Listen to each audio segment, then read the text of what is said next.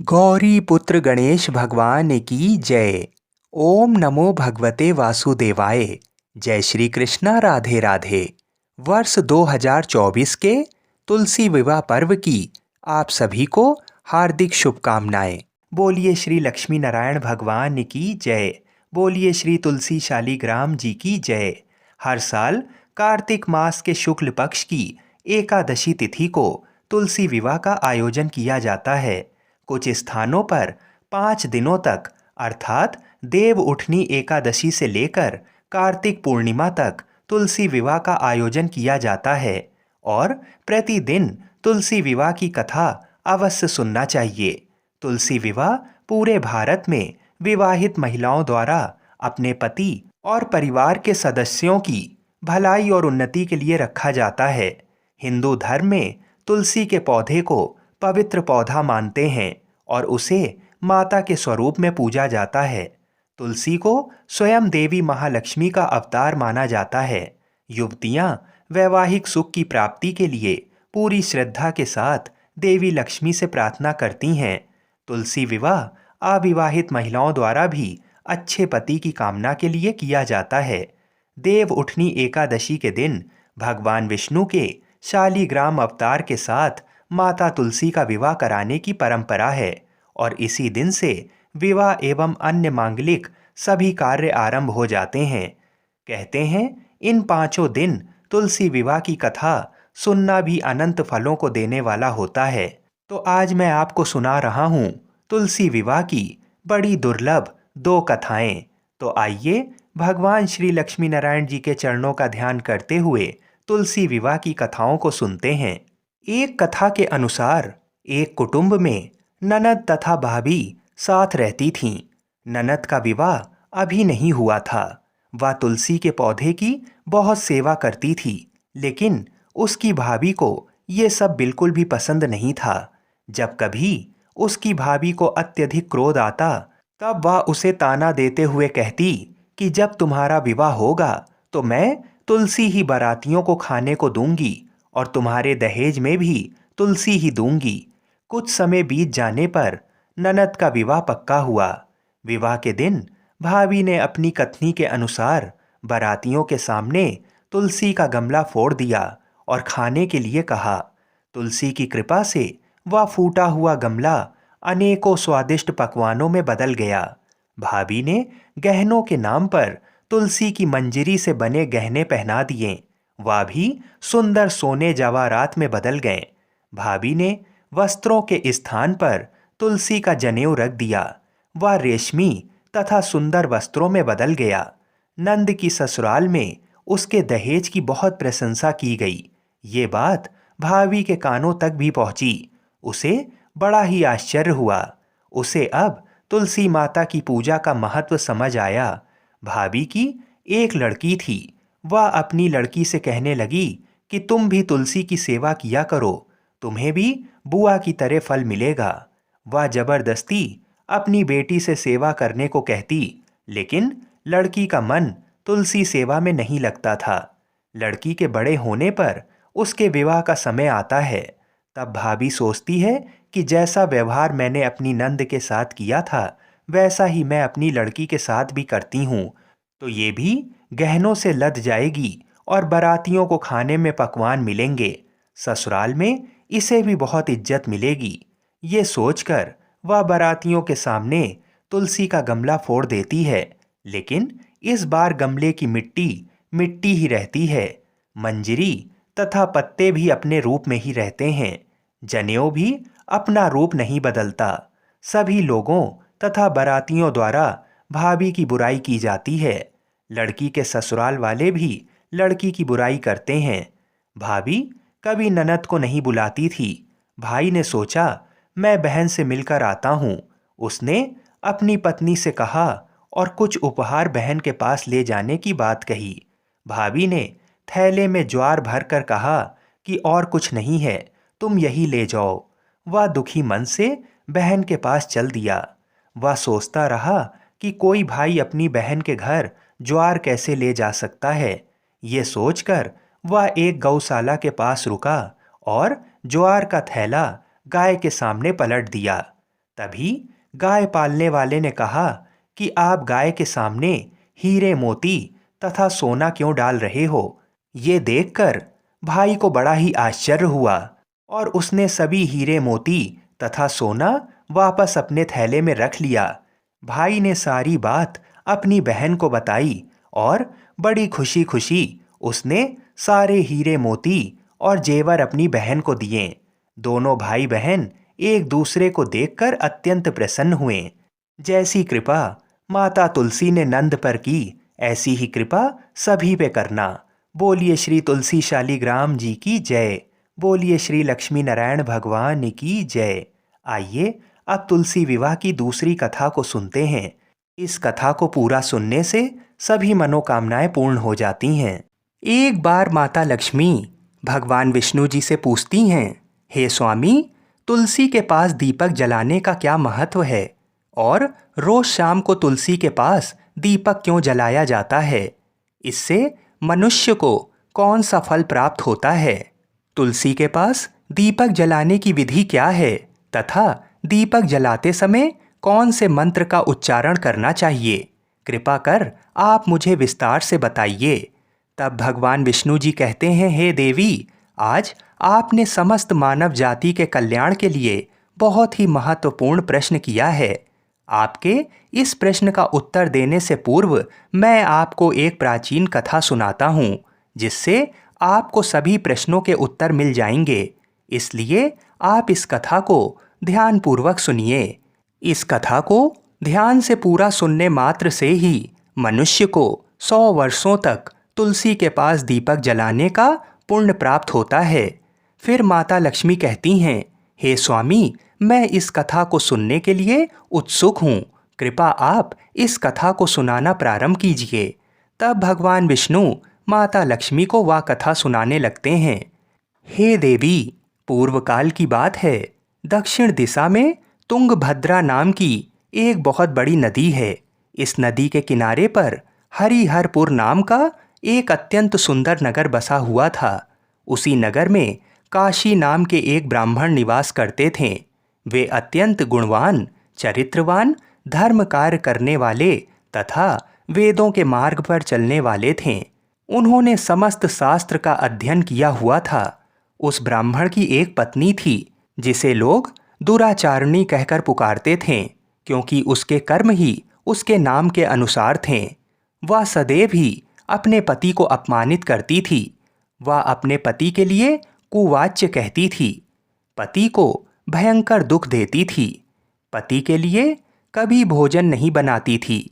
उसने अपने पति के साथ कभी शयन नहीं किया, कभी उसके साथ प्रेम से व्यवहार नहीं किया। पति के मित्र, परिवार के लोग घर पर आते तो वह स्त्री उनको अपमानित करके भगा दिया करती थी और स्वयं काम भाव से उन्मत्त होकर निरंतर अन्य व्यभिचारिणी स्त्रियों के साथ घूमा करती थी।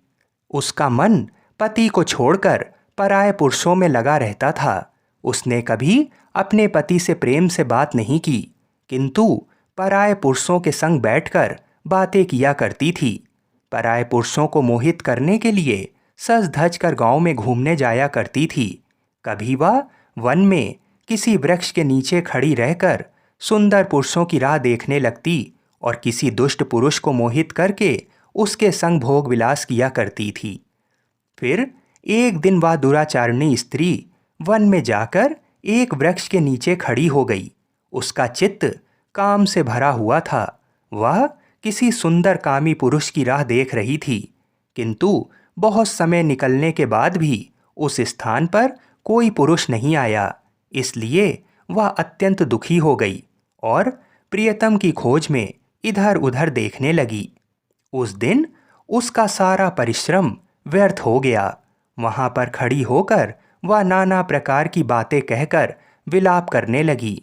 आज तो इस मार्ग में कोई भी सुंदर पुरुष नहीं आया, अब मैं कैसे अपने काम वासना को शांत करूं? वह जोर जोर से विलाप करने लगी। उस जंगल में एक भयानक बाघ निवास करता था। उस पापिनी स्त्री की आवाज़ सुनकर वह जाग गया और उछलकर उस स्त्री का भक्षण करने के लिए उसके पास आ गया। उस भयंकर बाघ को देखकर उस स्त्री के पसीने छूटने लगे।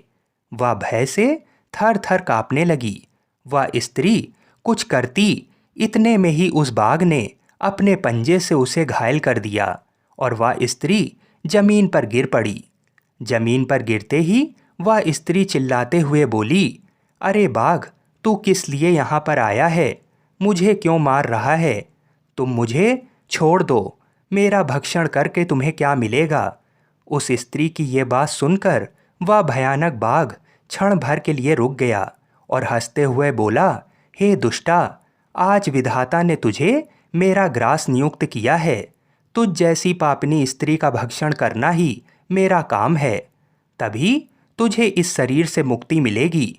वह स्त्री कहने लगी, हे बाघ, तुम कौन हो? मुझे सच सच बताओ, तुम्हें किस कारण से बाघ की योनि में जन्म लेना पड़ा और तुम मुझ जैसी स्त्रियों का भक्षण क्यों करते हो? पहले मुझे सारी बात बताओ और फिर मेरा भक्षण करो। फिर बाघ कहने लगता है, हे पापनी, मैं तुझे पूर्व जन्म का वृतांत सुनाता हूँ, किस कारण से मुझे बाघ बनना पड़ा। पूर्व काल में दक्षिण देश में एक नदी थी। उस नदी के तट पर एक नगरी बसी हुई थी। उस नगरी में मैं निवास किया करता था। मैं एक ब्राह्मण का पुत्र था और नदी के किनारे बैठकर यज्ञ आदि कार्य किया करता था। मैंने उस जन्म में अनेक पापियों के लिए यज्ञ किया, उन पापियों के घर का भोजन किया। मैंने धन के लोभ से अनेक पापियों के लिए कार्य किया। जिन वस्तुओं का दान ब्राह्मण को नहीं लेना चाहिए, उन वस्तुओं का दान भी मैंने ग्रहण किया और दूसरों से धन लेता था, लेकिन कभी वापस नहीं करता था। इस प्रकार से पाप करते हुए मुझे बहुत साल बीत गए और मैं वृद्ध हो गया। मेरे बाल सफ़ेद हो गए, मुंह के सारे दांत गिर गए, लेकिन फिर भी मेरी दान लेने की आदत नहीं छूटी और मैं पाप करता चला गया। फिर एक दिन मैं धन के लोभ से नदी किनारे गया और अन्य धूर्त ब्राह्मणों के साथ मिलकर हमने लोगों को ठगा। झूठ मंत्र वचन बोलकर हमने बिना विधि विधान किए ही देवी देवताओं का पूजन किया और बहुत सारा धन दान में ले लिया। फिर उसी स्थान पर एक बीमार कुत्ते ने मेरे पैर में काट लिया और मैं मूर्छित होकर गिर पड़ा। उसी क्षण मेरे प्राण चले गए। फिर यम के दूत उस स्थान पर प्रकट हुए और मुझे पकड़कर यमपुरी ले गए। यहाँ पर यमराज ने चित्रगुप्त से मेरे कर्मों का लेखा जोखा निकालने के लिए कहा। फिर चित्रगुप्त कहने लगे, हे धर्मराज, इस ब्राह्मण ने घोर पाप किए हैं। इसने दूसरों से झूठ कहकर धन लूटा है, विधि विधान से पूजा ना करके झूठ मंत्र बोलकर भगवान का अपमान किया है। इसलिए ये पापी ब्राह्मण केवल नरक जाने के ही योग्य है। फिर यमराज ने अपने दूतों को आदेश देकर मुझे नरक की अग्नि में डाल दिया और कई वर्षों तक सजा भोगने के बाद मुझे बाघ का शरीर प्राप्त हुआ और मैं इस दुर्गम वन में निवास करने लगा।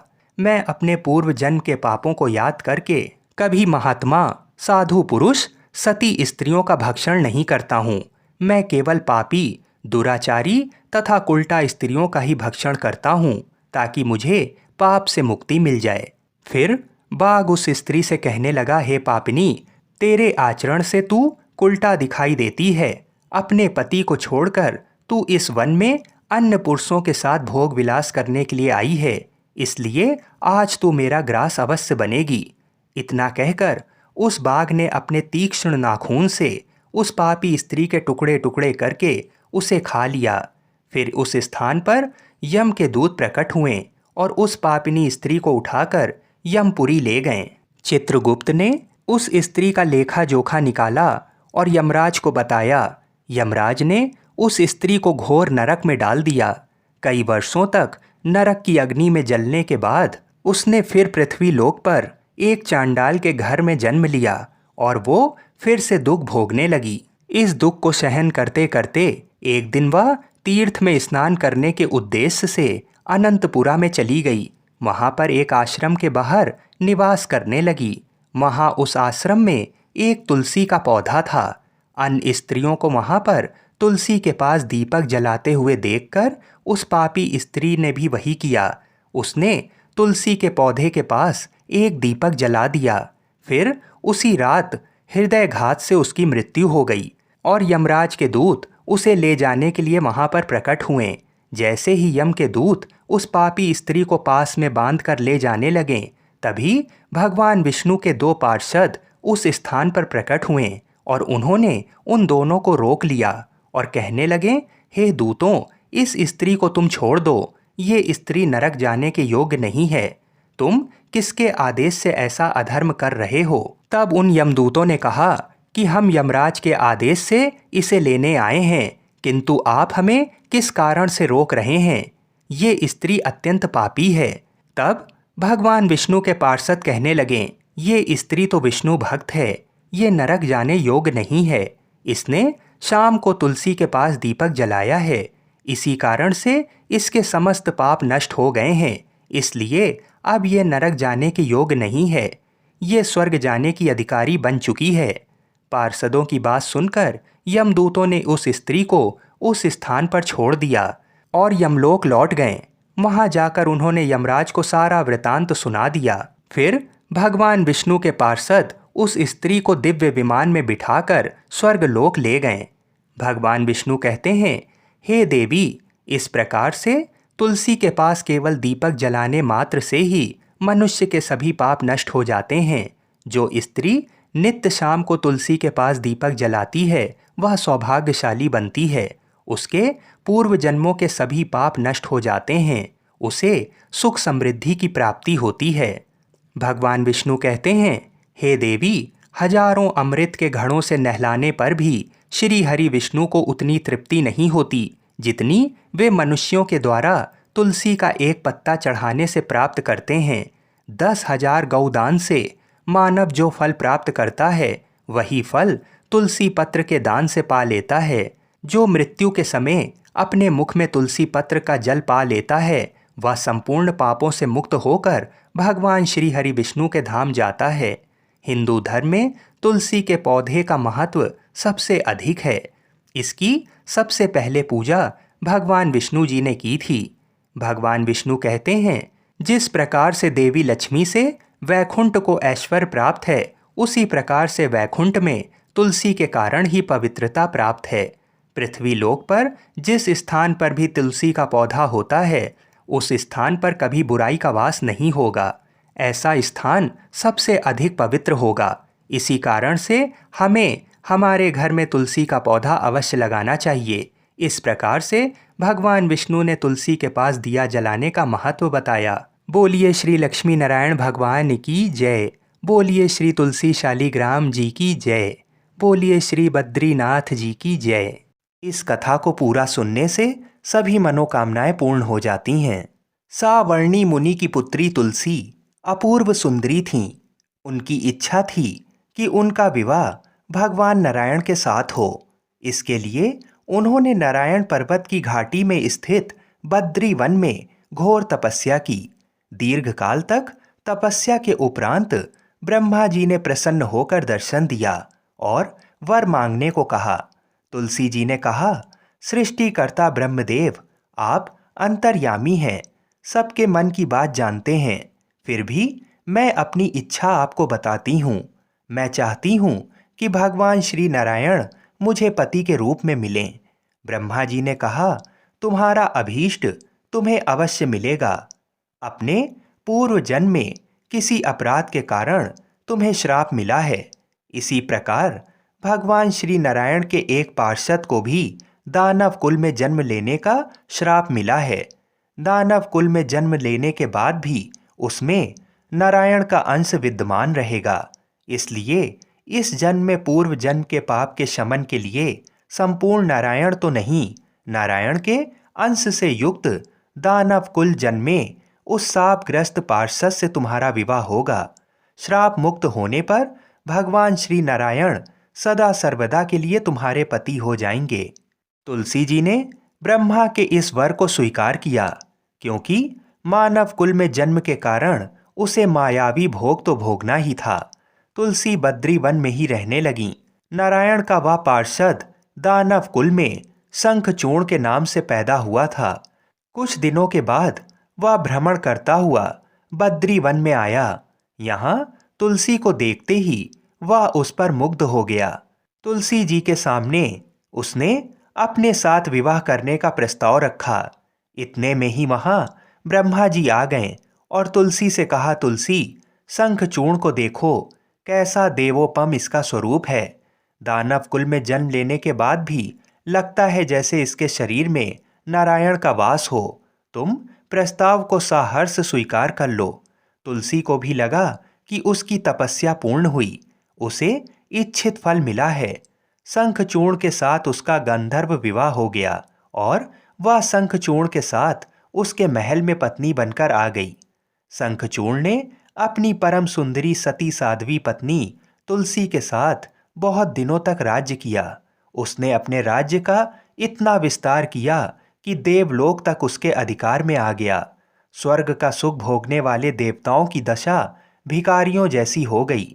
शंखचूर्ण किसी को कष्ट नहीं देता था, पर अधिकार और राज्य छिन जाने से सारे देवता मिलकर ब्रह्मा, विष्णु और शिव जी की सभा में गए तथा अपनी विपत्ति सुनाई। ब्रह्मा जी ने कहा, तुलसी परम साध्वी है, उसका विवाह शंखचूर्ण से मैंने ही कराया था।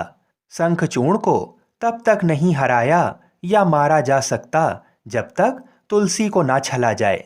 विष्णु जी ने कहा, शंखचूर्ण पूर्व जन्म में मेरा पार्षद था। श्राप के कारण उसे दैत्य कुल में जन्म लेना पड़ा। इस जन्म में भी मेरा अंश उसमें व्याप्त है। साथ ही तुलसी के पतिव्रत धर्म से वह अजय है। फिर देवताओं की सहमति से भगवान शिव ने शंखचूर्ण के पास संदेश भेजा कि या तो वह देवताओं का राज्य लौटा दे या फिर उनसे युद्ध करे। शंखचूर्ण भगवान शिव के पास पहुंचा। उसने कहा, देवादि देव, आपके लिए देवताओं का पक्ष लेना उचित नहीं है। राज्य बढ़ाना हर राजा का कर्तव्य है। मैं किसी को दुखी नहीं कर रहा हूँ। देवताओं से कहिए वे मेरी प्रजा होकर रहें। मैंने आपका भी कोई अपकार नहीं किया है। हमारा आपका युद्ध शोभा नहीं देता। अगर आप हार गए तो बड़ी लज्जा की बात होगी। मैं हार गया तो आपकी कीर्ति बहुत अधिक नहीं बढ़ेगी। भगवान शंकर हंसने लगे। वे तो सब रहस्य समझते थे। तुलसी और शंखचूर्ण के पूर्व जन्म के श्राप की अवधि लगभग पूरी हो चुकी थी। शिव जी बोले, इसमें कीर्ति और लज्जा की बात नहीं है। तुम देवों का राज्य लौटाकर उन्हें उनके पद पर प्रतिष्ठित होने दो। युद्ध से बचने का यही एक उपाय है।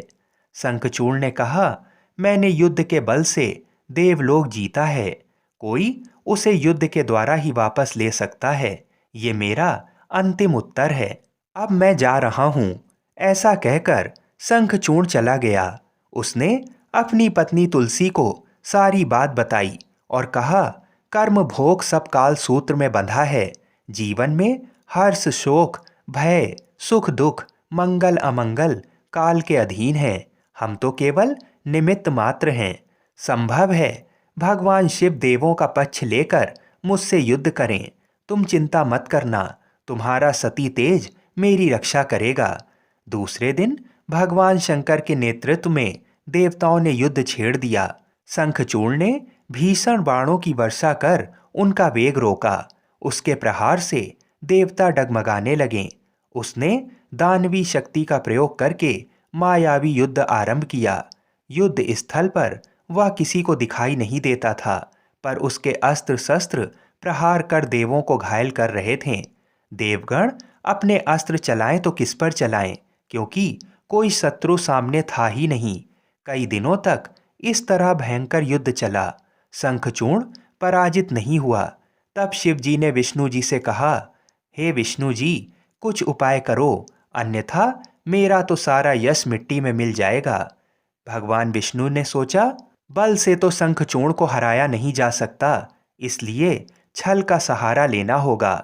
उन्होंने तुरंत अपना स्वरूप शंखचूर्ण के जैसा बनाया और अस्त्र शस्त्र से सज्जित हो तुलसी के पास आए। बोले, हे प्रिय, मैं युद्ध जीत गया हूँ। सारे देवता भगवान शंकर समेत हार गए हैं। इस खुशी में आओ मैं तुम्हें अंग से लगा लूं। पति को प्रत्यक्ष खड़ा देख तथा विजय का समाचार सुनकर वह दौड़कर मायावी शंखचूर्ण के गले से लिपट गईं। इस प्रकार पति पत्नी दोनों ने आलिंगन हो खूब खुशी मनाई। पर पुरुष के साथ इस प्रकार के व्यवहार से उसका सती तेज नष्ट हो गया।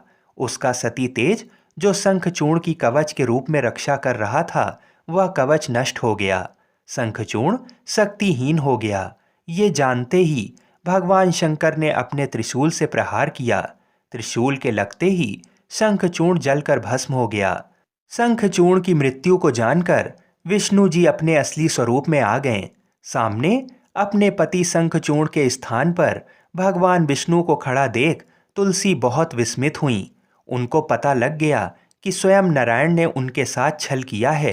क्रोध में आकर तुलसी जी ने भगवान विष्णु को श्राप दिया कि एक सती स्त्री का सतीत्व भंग करने के अपराध में तुम हृदयहीन पत्थर हो जाओ। विष्णु ने तुलसी के श्राप को सिरोधार्य कर कहा, देवी, तुम्हारे तथा शंखचूर्ण के कल्याण के लिए मुझे ऐसा करना पड़ा। तुम दोनों को श्राप मुक्त करना था। तुम भी अब शरीर त्याग कर तुलसी बिरवा के रूप में जन्म लोगी और मेरी पूजा तुलसी दल से होगी। मैं शालीग्राम पत्थर बनूंगा। मेरे शीश पर तुम आदर से विराजमान होगी। तुम्हारे पति की हड्डियों के चूर्ण से शंख की उत्पत्ति होगी।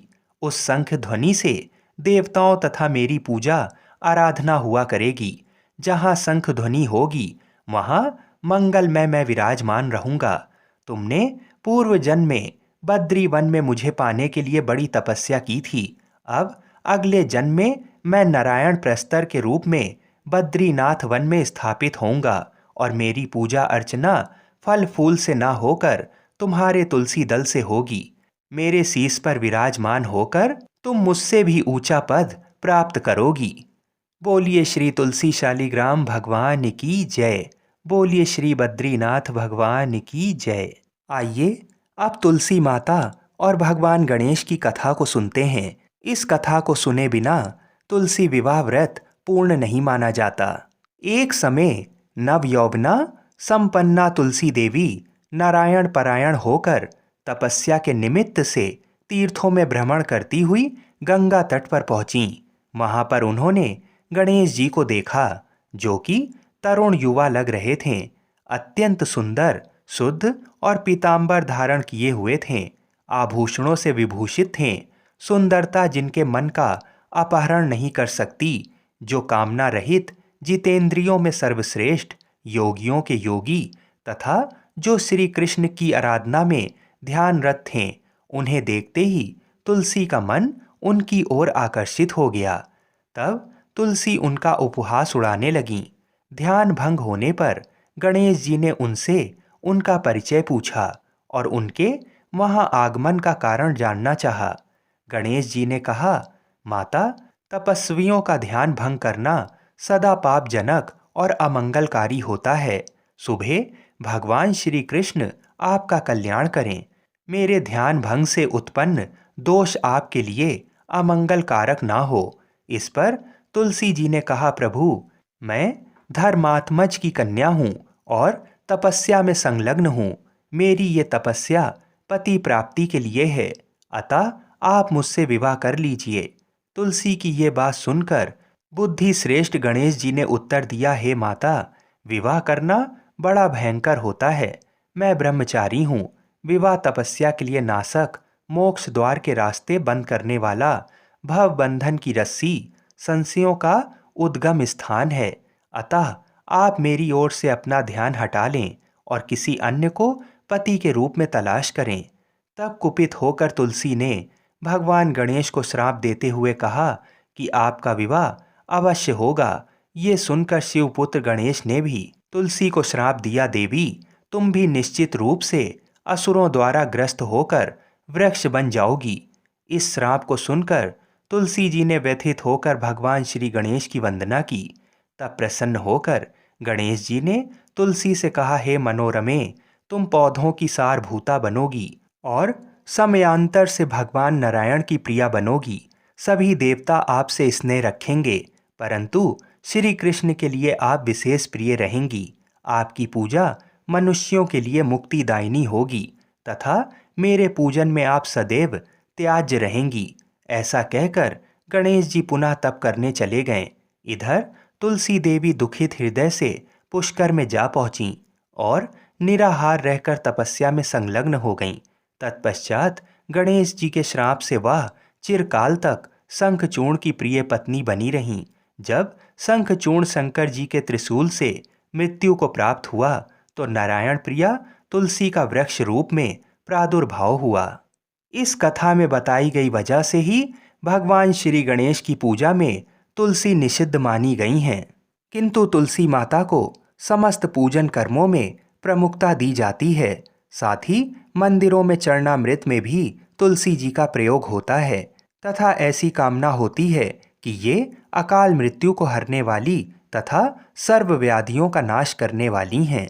आइए अब तुलसी विवाह की विधि को जान लेते हैं। तुलसी विवाह के दिन तुलसी का गमला साफ सुथरा करके गेरू और चूने से रंग कर सजाएं। साड़ी आदि से सुंदर मंडप बनाकर गन्ने व फूलों से सजाना चाहिए।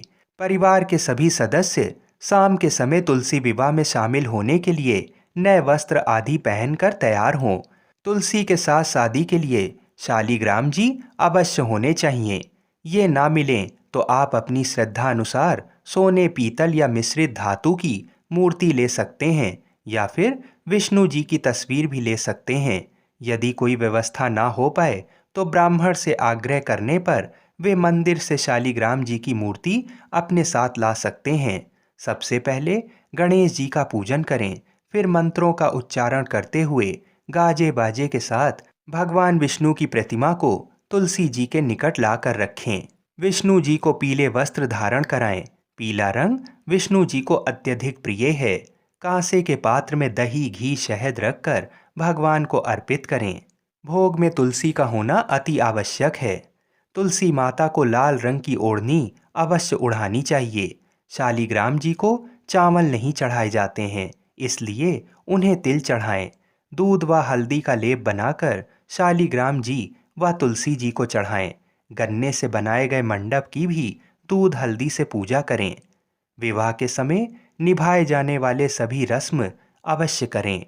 तुलसी जी और शालीग्राम जी के फेरे भी करवाने चाहिए। तुलसी माता की शादी के लिए मेहंदी, काजल, बिंदी, सिंदूर, चूड़ा आदि सुहाग का सामान तथा बर्तन अवश्य चढ़ाने चाहिए। जो भी भोजन बनाया हो वह एक थाली में 2 जनों के लिए रखकर फेरों के समय भोग लगाने के लिए रखना चाहिए। कन्यादान का संकल्प करें और भगवान से प्रार्थना करें, हे परमेश्वर, इस तुलसी को आप विवाह की विधि से ग्रहण कीजिए। ये पार्वती जी के बीच से प्रकट हुई हैं, वृंदावन की भस्म में स्थित रही हैं। आपको तुलसी अत्यंत प्रिय हैं, अतः इसे मैं आपकी सेवा में अर्पित करता हूँ।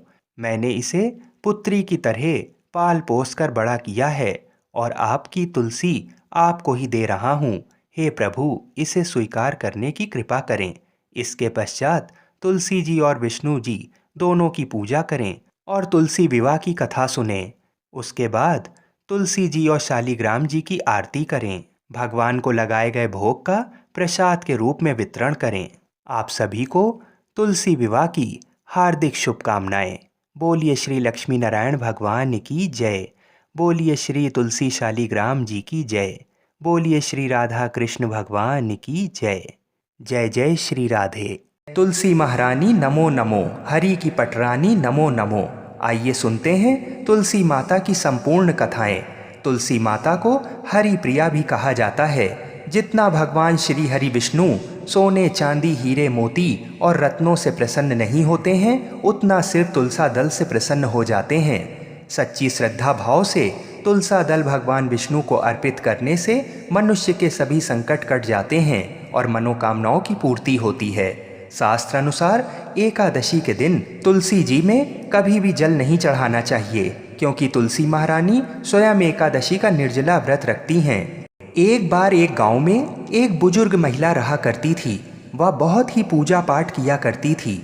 वह रोज तुलसी माँ की पूजा करती थी और वह बुजुर्ग महिला रोज तुलसी माता से कहती, हे तुलसी माँ, तुम मुझे बहू दे, पीताम्बर की धोती दे, मीठा मीठा घास दे, बैकुंठ में वास दे, चटक की चाल दे, पटक की मौत दे, चंदन का काठ दे, रानी सा काज दे, दाल भात का भोजन दे, 11 की मौत दे और कृष्ण जी का कंधा दे।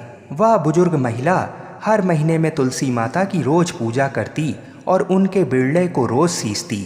तुलसी माता बुजुर्ग महिला की बात सुनकर धीरे धीरे सूखने लगीं। तभी भगवान श्री कृष्ण जी ने देखा कि तुलसी माता सूख रही हैं और तभी एक दिन भगवान श्री कृष्ण तुलसी माता जी के पास प्रकट हुए और भगवान श्री कृष्ण जी ने तुलसी माता से पूछा, तुम क्यों सूख रही हो? सभी महिलाएं तुम्हारी पूजा करती हैं और तुमको रोज सींचती हैं, लेकिन फिर भी तुम सूखती जा रही हो, इसका कारण क्या है? जिसके बाद तुलसी माता ने भगवान श्री कृष्ण जी से कहा कि हे प्रभु, एक बुजुर्ग महिला मेरे पास रोज आती है और रोज एक ही बात बोलती है, हे तुलसी माता, सबकी दाता, मैं तेरा बिरला सींचती हूँ, तुम मुझे बहू दे, पीताम्बर की धोती दे, मीठा मीठा घास दे, बैकुंठ में वास दे, चटक की चाल दे, पटक की मौत दे, चंदन का काठ दे, रानी सा राज दे, दाल भात का भोजन दे, 11 की मौत दे और कृष्ण जी का कंधा दे। मैं उस बुजुर्ग महिला की सारी मनोकामनाएं पूरी कर सकती हूँ, लेकिन उसकी एक मनोकामना पूरी नहीं कर सकती। मैं कृष्ण जी का कंधा कहाँ से दूंगी? भगवान श्री कृष्ण जी तुलसी माता की बात सुनकर जोर जोर से हंसने लगे और फिर भगवान श्री कृष्ण जी ने तुलसी माता जी से कहा कि तुम चिंता मत करो, जब वह बुजुर्ग महिला की मृत्यु होगी तब मौके पर मैं और आप ही कंधा दे देंगे। आप सुबह जब वह पूजा करने आए तब कह देना कि सब कुछ तुम्हें मिल जाएगा। कुछ दिनों बाद वह वृद्ध महिला ठोकर खाकर रास्ते में गिरकर मर गई। पूरे गांव के सभी लोग आए और उस महिला को सभी लोग धर्मात्मा मानते थे। उसको तुलसा जी की डोकरी कहते थे। उसके परिवार में कोई भी नहीं था, इसलिए गांव वालों ने ही उसके अंतिम संस्कार करने की योजना बनाई और उसे नहलाकर जब बैकुंठी पर बैठाने के लिए उसे उठाने लगे तो उसके मृत शरीर इतना भारी हो गया था कि उसे कोई उठा नहीं पाया। ये सब देखकर वहाँ के सभी लोग तरह तरह की बातें करने लगे और कहने लगे कि ये इतना पूजा पाठ करती थी, हर समय माला फेरती थी, इसलिए ये इतनी भारी हो गई है। वहीं पूरे गांव में चर्चा होने लगी कि डोकरी माई कोई भक्ति नहीं करती थी, ये छल कपट करती थी।